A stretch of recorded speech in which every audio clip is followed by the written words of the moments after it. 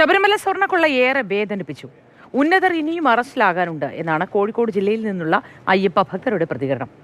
വെള്ളയിൽ തുടിയിൽ ക്ഷേത്രത്തിൽ ഒത്തുകൂടിയ ശബരിമല തീർത്ഥാടകർക്ക് പറയാനുള്ളതും നമുക്ക് കേൾക്കാം.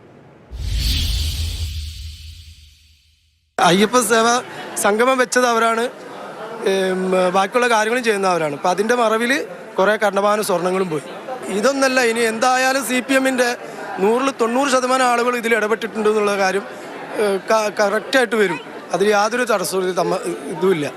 ഞങ്ങൾക്കൊരു കണ്ണീന്ന വെള്ളമൊലിക്കാൻ സങ്കടമാണ് വരുന്നത്. അതിഞ്ഞ് വരാണ്ട്, കടകമ്പളീൻ്റെ അടുത്ത് വരാണ്ട്, മുകളിലൊക്കെ എല്ലാം വരാണ്ട്, പമ്പ സ്രാവുകളാണ് പിന്നിലാണ് നിൽക്കണത്. അന്വേഷണത്തിൽ ഒരു തൃപ്തിയും വരുന്നില്ല. നമ്മൾ പത്മകുമാർ മാത്രമല്ല ഇതിലുള്ളത്. ഇതിവിടെ ഇലക്ഷൻ നടക്കുന്നതിൻ്റെ പേരിലാണ് പത്മകുമാർ വേറെ ആരെ പേരും പറയാത്തത്. ഇതിൽ വൺ റാക്കറ്റ് ഇതിൻ്റെ പിന്നിൽ പ്രവർത്തിച്ചിട്ടുണ്ട്. അല്ലാണ്ട് അയാൾ ഒറ്റയ്ക്കുള്ള ബുദ്ധിയൊന്നും മാത്രമല്ല. അതുകൊണ്ട് അപ്പോൾ അത് അയ്യപ്പൻ തന്നെ തെളിച്ച് കൊണ്ടുവരും എന്നാണ് ഞങ്ങളുടെ വിശ്വാസം. അത് ക്ഷേത്രത്തിൻ്റെ ഭരണം വിശ്വാസികളാണ് നടത്തേണ്ടത്. അതല്ലാത്ത ഒരു രാഷ്ട്രീയ ചിന്തയുള്ള ആളുകൾ ഭരണത്തിൽ വരുമ്പോൾ കുഴപ്പമാണത്.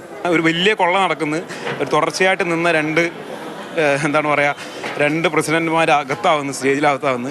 അടുത്ത ദേവസ്വം ബോർഡ് മന്ത്രി ഏകദേശം പോകാൻ വേണ്ടി റെഡിയായിട്ട് നിൽക്കുകയാണ്. എന്നിട്ട് പോലും ഒരു അങ്ങനെയാണ് നിങ്ങൾക്ക് തോന്നുന്നത്? തീർച്ചയായിട്ടും. പിന്നെ ദേവസ്വം ബോർഡ് മന്ത്രി അറിയാതെ 2 ദേവസ്വം ബോർഡ് പ്രസിഡന്റന്മാർ പിടിയിലായ ഒരു കേസിൽ ദേവസ്വം ബോർഡ് മന്ത്രി അത് അറിയില്ല എന്ന് പറയുന്നത് നമ്മൾ അത്രയും ബുദ്ധിയില്ലാത്തവരായിരിക്കണം. കാരണം തീർച്ചയായിട്ടും അതുണ്ടാവും. ഒരു ഭരണകൂടത്തിൻ്റെ അനുഗ്രാശിസുകൾ ഇല്ലാതെ ഇത് നടക്കില്ല എന്നുള്ള യാഥാർത്ഥ ബോധ്യമാണല്ലോ. യാതൊരു സംശയമില്ല അതിൽ. ശബരിമലയിൽ ഇത്തരം വിഷയങ്ങൾ നമ്മൾ ലോകം അറിയപ്പെടുന്നൊരു സ്ഥലത്ത് നടന്നിട്ടുണ്ടെങ്കിൽ ബാക്കിയുള്ള ക്ഷേത്രങ്ങളിലൊക്കെ ഇതിലും വലുത് നടന്നിട്ടുണ്ടാവണം.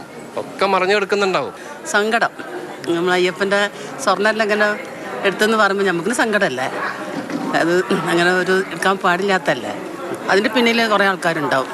തെറ്റ് ചെയ്തവരെന്തായാലും ശിക്ഷിക്കപ്പെടണം. അത് അവിശ്വാസികളും നിരീശ്വരവാദികളായിട്ടുള്ള ആളുകൾ ഭരണതലപ്പത്ത് വരുന്ന സമയത്ത് സംഭവിക്കുന്ന മൂലച്യുതിയാണ്. ഇത് രാഷ്ട്രീയമായിട്ടും ദേവസ്വം ബോർഡിൻ്റെ ആളുകളും കൂടിച്ചേർന്നിട്ടുള്ള ഒരു ഒത്തുകളിയാണ്. രാഷ്ട്രീയത്തിൽ തന്നെ ഇതിനകത്ത് ഒരുപാട് ആളുകൾ ഈ ക്രിമിനൽ കേസിൽ കുടുങ്ങും, ഭഗവാന്റെ മുതൽ മോഷ്ടിച്ചതിൻ്റെ പേരിൽ.